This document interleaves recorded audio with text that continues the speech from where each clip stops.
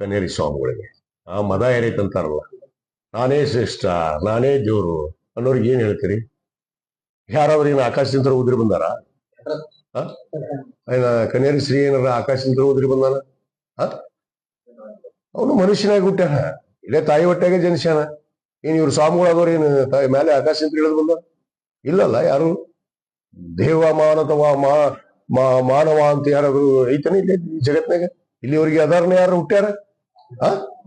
ಇಲ್ಲ. ಮತ್ತೆ ಇವನೇನ್ರಿ ಮಾತಾಡೋದು ಬಾಯಿಗೆ ಬಂದಾಗ?